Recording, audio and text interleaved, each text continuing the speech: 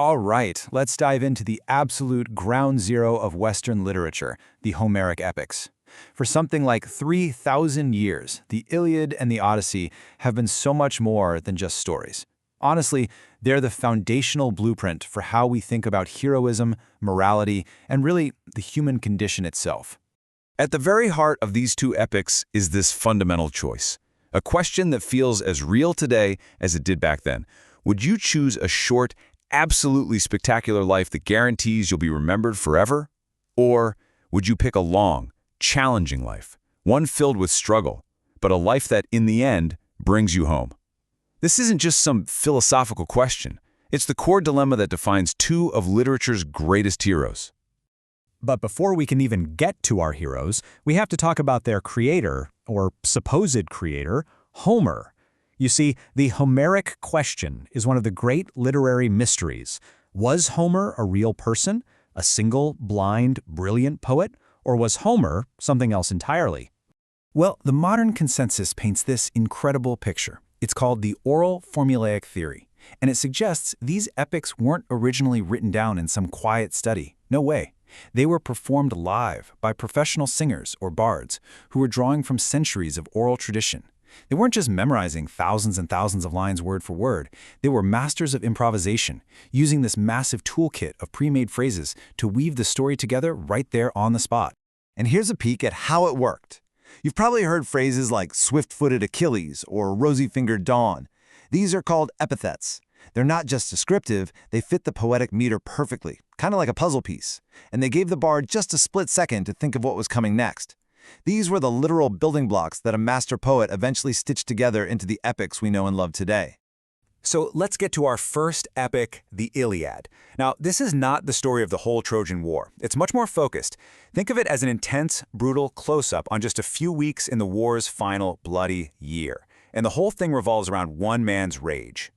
Get this, the very first word of the Iliad in the original Greek is Mênis. And this is not just regular anger. Mênis is a cosmic, divine rage. It's a kind of wrath that the gods feel. So when our hero Achilles is publicly dishonored, his rage is so immense, so powerful, that it brings the entire Greek war machine to a screeching halt and pushes his own side to the absolute brink of destruction. So why? Why does he do it? It all comes down to one hugely important concept: Kleos. See, in the world of the Iliad, life is short and it's harsh. The only way to achieve any kind of immortality is to win undying glory on the battlefield. Achilles is actually given a choice. He can go home and live a long, quiet, anonymous life. Or he can stay and fight, which guarantees his death, but also guarantees his eternal fame. He chooses Kleos. He chooses to become the ultimate hero of a glorious death. And now, let's pivot to the Odyssey. Because if the Iliad is about dying a glorious death, the Odyssey is about the brutal, exhausting, and often desperate struggle just to live.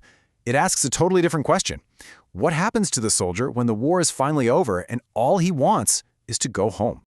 Here, the driving force isn't glory, it's Nostos, homecoming. And this is so crucial.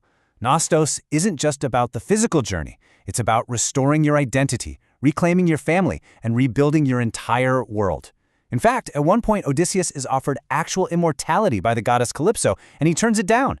He chooses his mortal wife and his son over eternal life. That's a complete 180 from Achilles. And how does he succeed where so many others fail? Well, it's not through brute force. It's with Metis, which is this amazing blend of cunning and intelligence. Odysseus is the hero of the mind, the man of many devices. He's a master of disguise, a brilliant strategist, and, let's be honest, a pathological liar when he has to be. He survives by outthinking his enemies, not just by outfighting them. You know, the moral code of Odysseus's world is really built on this one single sacred law, Xenia, or hospitality.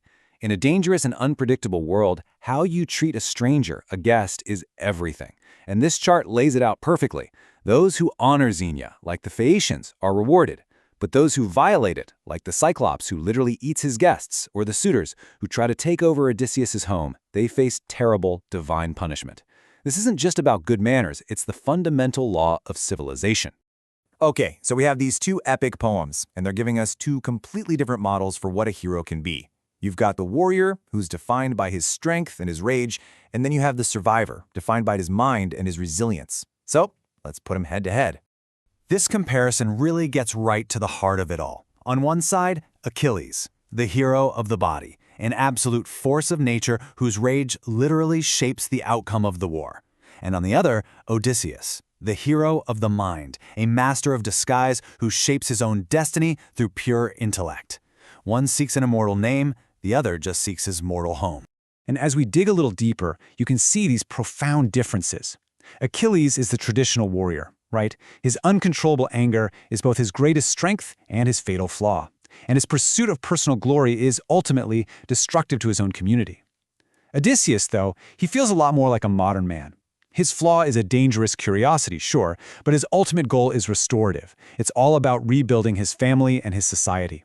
He's a leader who integrates, while Achilles is a force that isolates. So why does this ancient tension still matter so much?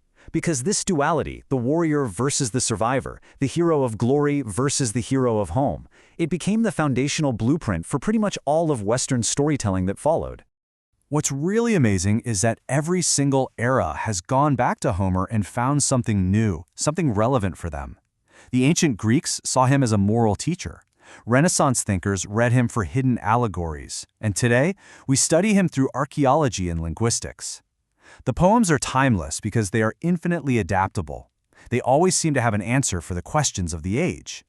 And ultimately, I think this is the grand synthesis. The two epics aren't really separate adventures. They're two halves of a complete education in what it means to be human. The Iliad gives us this stark, tragic, and magnificent vision of facing mortality with courage.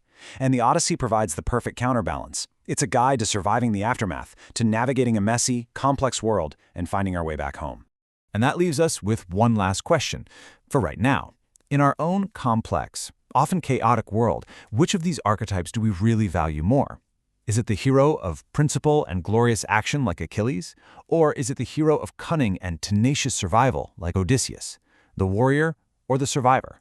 Which hero truly defines our time?